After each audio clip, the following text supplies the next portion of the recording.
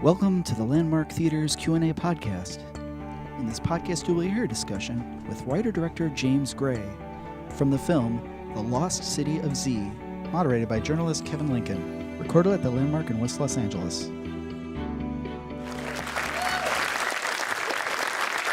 So, talk about shooting there and that the experience of. I mean, you're a filmmaker who had made 5 movies in various time periods in New York City. That's right. And then you go to Amazonia. I had basically never, ever been west of the East River. I have no idea why they called me to offer me this movie. They were absolutely insane, obviously. And it was not an easy experience. You know, you're down there for months. The way I like to put it is this. The first 2 weeks I was there, I was like, oh, I'm doing it. This is awesome. I'm doing it. I'm going to do it. I'm in Amazonia. Look at me. I'm doing it. And then after 2 weeks, and you're living basically in what looks like the Jonestown compound. And you don't have hot water, and you don't have phones, you don't have internet, you don't have anything really. And you're eating a lot of yucca. And it's 100 degrees with 100% humidity every day. And every day at 5 in the morning, 4:30 in the morning we would get up, but the peak for insects is around 2:30 in the morning. And so about 2:30 in the morning, invariably you'd awaken because the sound would be so loud of the jungle. And there are these howler monkeys. And you, by the way, not that you're ever going to want to sit through this again, but if you ever did, they're all over the track, and it's not a sound effect we put in. I mean, overwhelming. They throw feces at you as you're trying to work. They don't like you in their environment. That's all true. I like that you're laughing, but you know, I'm the one getting feces thrown at me. You're laughing. I don't know how that feels. And there were some serious spiders down there too. Yeah, right? we had that issue. I mean, the thing is, you realize, and I was going to say, after these 2 weeks, you know, the routine becomes the same, right? It's 4:30 in the morning, wake up, you put your glasses on, my glasses on, they're all fogged because the humidity is so bad already. And you get in the van, and it's dark, and it goes down to the banks of the river. We would get on the rafts, and we would either go down the river, up the river, or we would beach the raft somewhere and go into the jungle and shoot. And this was every day. And so after about 2 weeks, a certain madness does set in because you can't help it. It's like, and then I had this piece of paper that I wrote on the bedside, which was just win the day. And that was what I tried to say to myself, win the day, because, you know, week 3, week 4, week 5, week 6, week 7, you know, there's a grind that's involved. And the heat is the worst thing about it, I think. I didn't have a problem with the insects or the bugs. Charlie did. Mm-hmm. You know, one crawled in his ear and started to try and burrow its way through the other side, which is awful. Yeah, it's not great, right? And we had a crew member. He was bitten by vipers, so he had to be airlifted out and all that. We had the boat captain got malaria. 2 people in the AD department got dengue. It's not a happy place for a set. You know, the apparatus of making a movie is already sort of nuts. You know, there's a bajillion people, and they're all standing there in grips and cameras and all that, and then you throw them into a place where you're just not wanted by the natural environment, you know. And you realize that you're the invader in a world conquered by bugs. Right, and I think I read somewhere that you mentioned that you, unlike Francis Coppola, did not have the full power of the Philippine Air Force behind you. Right. You know, the thing is, I didn't mean to, because Francis was there for a year. Like, I don't understand. I was 4 months in the penitentiary. He was there for a year. So he deserves, and also the movie he made is a masterpiece. In my own view, what I thought, the reason I brought that up, that quote I think was in the context of, I said, you know, I can't do what David Lean and Francis Coppola did. Forget the talent thing, which is, you know, considerable. They had big talent. But forgetting that, let's assume in an insane, bizarro world, the talent was all equal. There's no apparatus where the studio will finance you to go to for a year and shoot and get the entire Philippine Air Force to give you their helicopter supply and all that stuff. So knowing you can't top them for spectacle, you have to try. I think you have to try and find your own way in. And what I tried to do was make something a little more introspective, which was sort of about the class system and how it infects not only the UK, but basically all of human beings. And that hierarchy, you know, where he's not sufficient in the upper class eyes, he puts his wife in a box. The Europeans look down on the South Americans. The slave owners look down on the slaves and the slave holders. It's this. In other words, we have this terrifying tendency to rank, and I thought that what I could bring to it was a kind of 2015.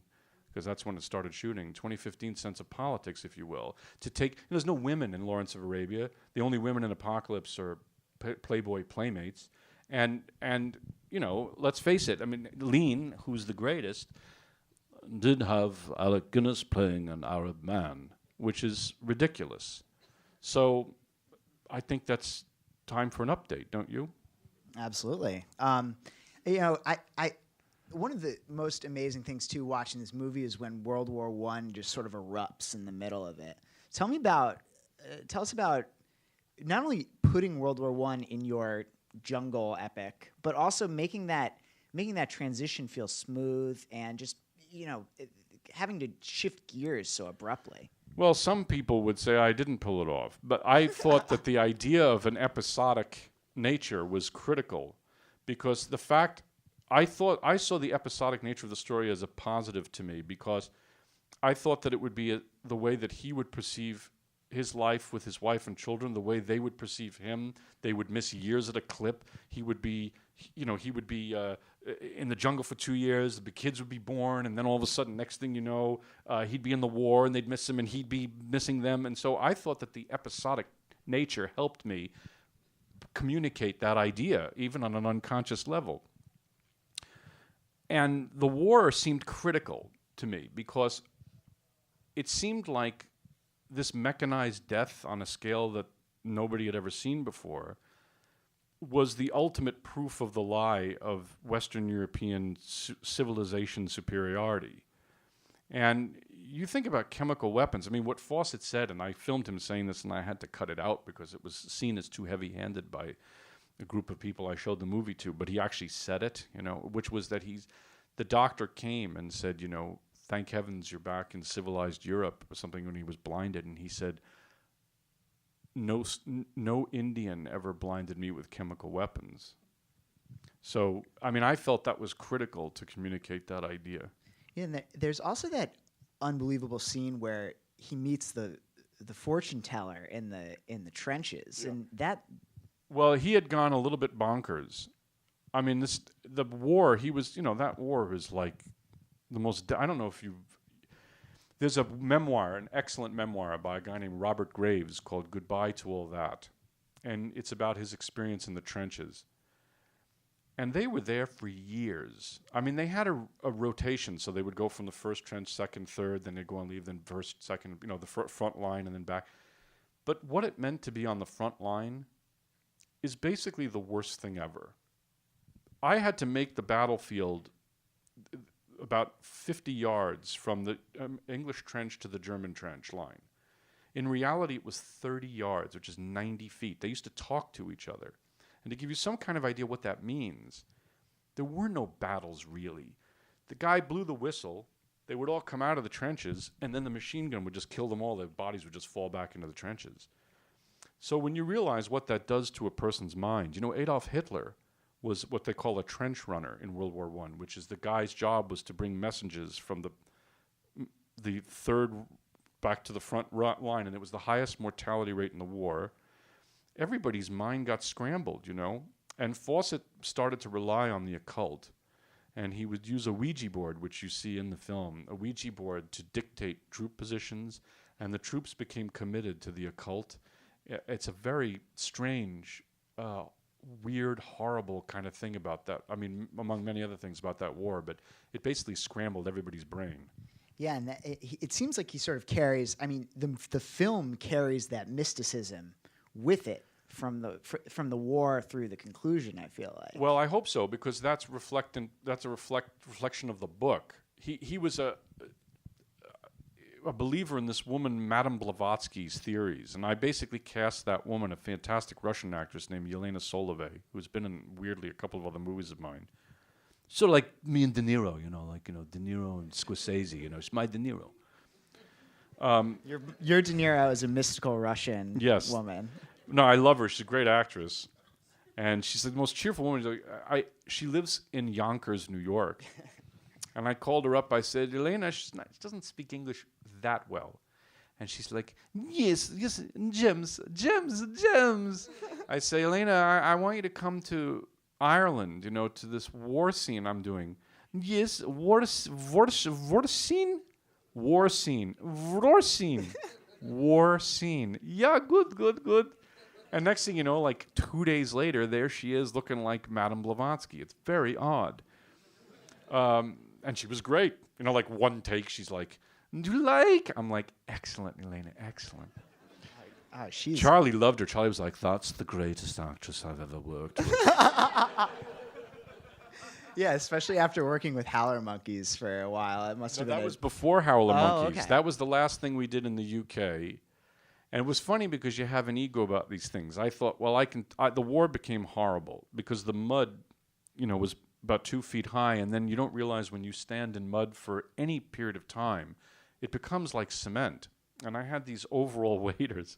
So I'd be standing there talking to someone, then have to go somewhere else. And I kept falling face first into mud. And then crew members left some food out, and then the rats came, and then the rains came. And then before you know it, it's the goddamn trenches. The rats were a bit much. I didn't like them. I was not a fan. This is the magic of filmmaking. So the question is, what did James add that was fictionalized for the good of the film? I'm trying to answer. I'm trying to think if I invented anything. Well, I'll tell you what I did do. I combined things. Like, Costin is a composite of 3 different people that went on the journeys with him. I mean, he went on 7 trips, not 3. And I had to make it 3 because, obviously it's, the HBO miniseries presents Lost City of Z or else. So I decided to, structure it basically by saying each act had one jungle trip, and I got rid of a lot of things. Like the last trip, he went. Jack brought his friend Rolly Rimmel with him, and Rolly Rimmel was essentially kind of like a miniature James Murray. Became like a total coward, and was a disaster again. I had to simplify. That's what I did. And also, Fawcett himself was much stranger and darker and more racist in real life. But you don't want to follow around an idiotic racist for 2 hours. So I had to sanitize him. Yeah, he was. I mean, he was racist in that way that, it's like for his day, he was really progressive. But it would have taken me an hour and a half more of screen time, and you would have loved that, to explain the context from whence he had come. For that day, 1905, just emerging from Victorian England, Edwardian England, he was progressive. But he still said ridiculously racist things, and he would... he believed that when he got to Z, there would be white Indians who were superior and all this. Oh, yeah. So, that stuff is very ugly. And, it's like, I don't know how many of you guys have seen and love Raging Bull. I certainly do. But just to give you an idea of the kind of thing that has to happen, there's the beginning of Raging Bull where he's talking. He says, I champ your belt on me, that's when I fool around. And he's talking to his first wife. Well...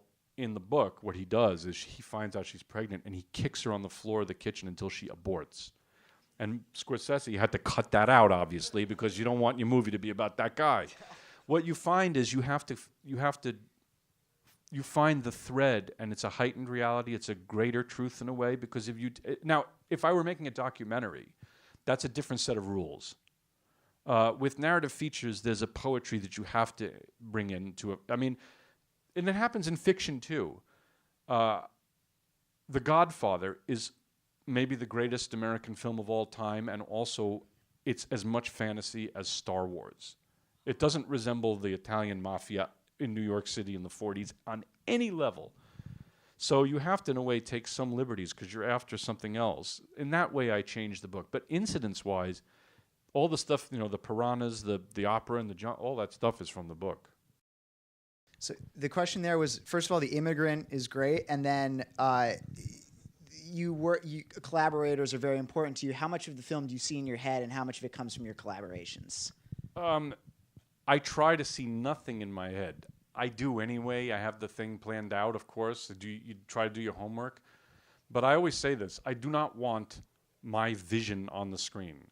And I think any director that says that, either they're telling the truth and they're idiots, or they're not telling the truth, but they're sort of trying to sound intelligent or something, because you have a cinematographer and an editor and actors and production designer. They're better at their jobs than you are at their jobs, so you want them to bring their ideas.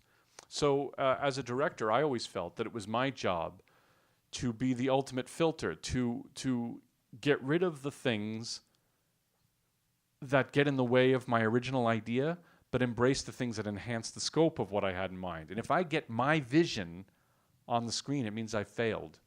Now, there are a few times it's very specific, like the ending of the shot of The Immigrant was totally planned from the beginning, way before, and like I said, the ending of this, and I'm very specific about where I want the camera and the lens, but I have to always be open to an idea, and the people I work with are amazing, and they have great ideas 100% of the time.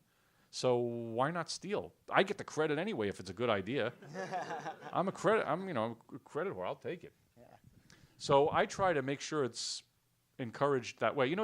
It's really very analogous film directing to being a conductor of a great orchestra if you've got a good crew. You don't sit there and go over to the first violinist and go, you have somebody who's great, and the idea is to coax beauty out of them, encourage them, and to inspire them. It's not your job to try and play every instrument in the orchestra, I don't think. But so that's the way I see it.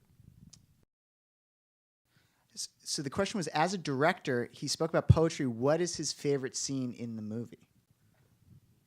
I have a favorite sequence, the one that comes closest to something that I was trying to do, if that's what you mean, which is when he's saying goodbye to his wife when they go to trip 3, and you hear this music, which is Maurice Ravel's Daphnis and Chloe, Suite Number 2, and then the little girl's waving as the car is going away, and then that leads into the jungle and the train with them sleeping in the beds. All that stuff is my favorite part in the movie.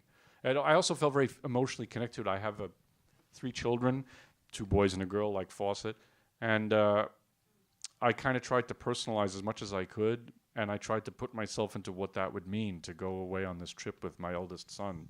And I feel very connected to that emotionally, so I would say that's the stuff. It was a question about John D. Rockefeller, and did I sense the irony that it was Michael Rockefeller who disappeared in, I think, 1961 in New Guinea. It's interesting because the Rockefeller thing, and also part of it was the Smithsonian, the Museum of the American Indian. It's still called that. Politically incorrect, weirdly, but it's still called that. And they've refused to change it, which I think is sort of right, because that's the way it was founded. But in any event, they had put money along with American newspapers and John D. Rockefeller. It speaks to a certain intrepid quality that the United States had at that moment in time. And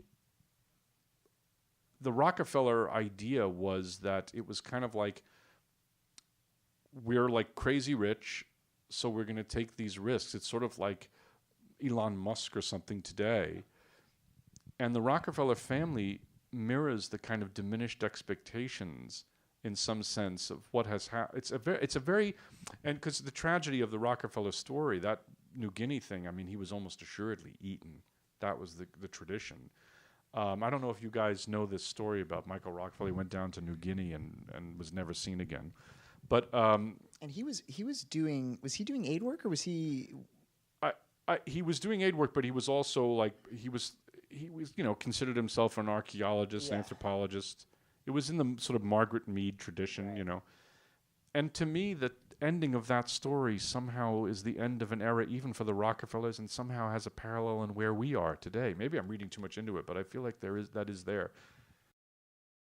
I just was called a fascinating visionary. This is the greatest group of human beings that's ever been assembled. As a fascinating visionary, could you talk about your personal and professional inspirations? He called me a genius, fascinating visionary. She loves it, but that's great. I'm going to go home. My wife's going to say, "Take out the garbage." Exactly.